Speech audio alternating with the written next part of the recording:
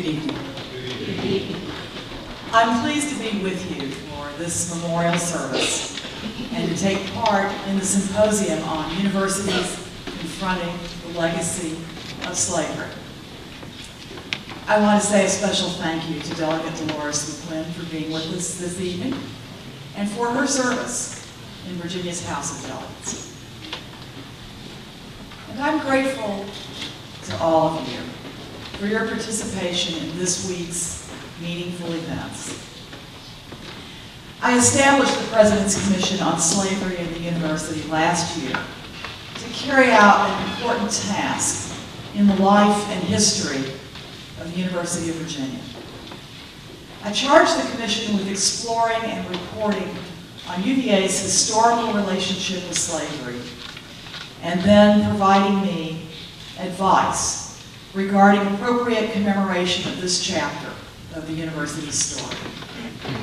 The Commission's work will take place over several years. The Commission will investigate UVA's historically significant buildings and sites related to slavery and consider ways to interpret these sites.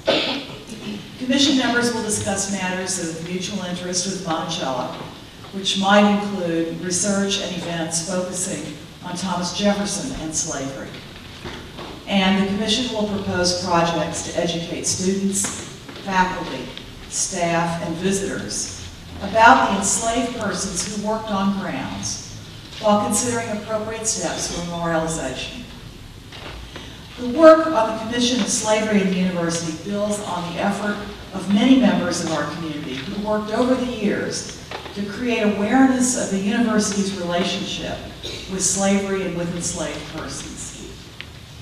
The creation of this commission is an important step as we prepare for the university's bicentennial, which we will begin to celebrate in 2017, the 200-year anniversary of the laying of the university's cornerstone.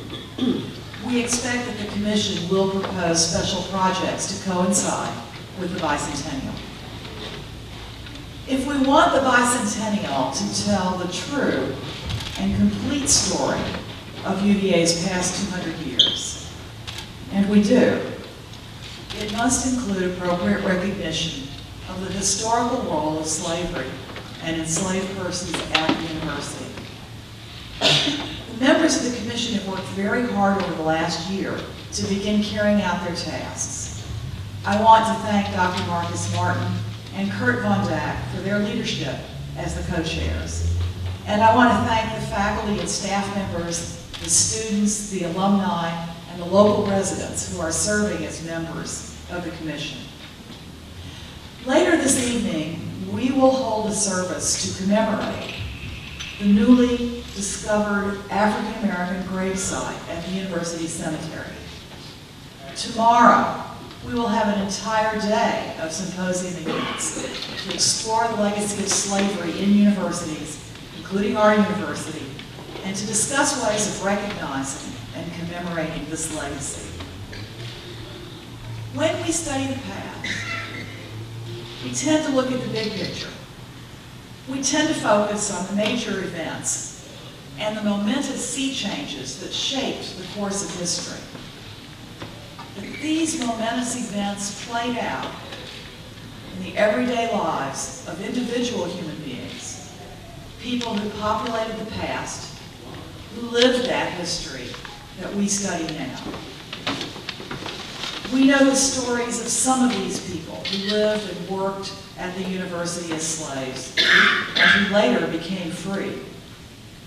We know about Henry Martin, who was born at Monticello on the day that Thomas Jefferson died, who grew up as a slave and worked at the university as a waiter and a bell ringer, who gained his freedom after the Civil War, and who continued to ring the rotunda bell for 30 more years as a free man. We know about William and Isabella Gibbons, who worked as slaves at the university and raised their children here, who were able to keep their family together and able to learn to read in spite of the constraints and indignities of enslavement. We know that William Gibbons, after gaining his freedom at the end of the Civil War, became a prominent religious leader. We know that he served as minister here at First Baptist Church and later at Zion Baptist Church in Washington, D.C.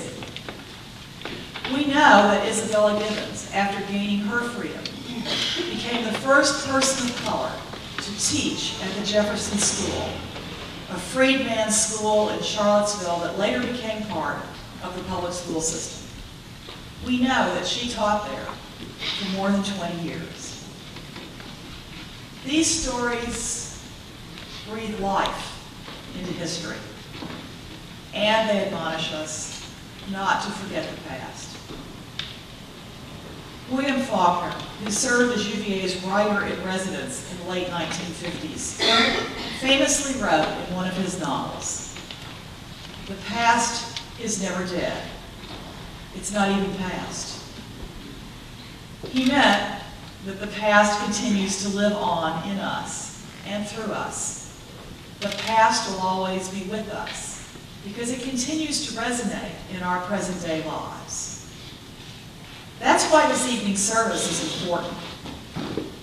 That's why tomorrow's symposium is important.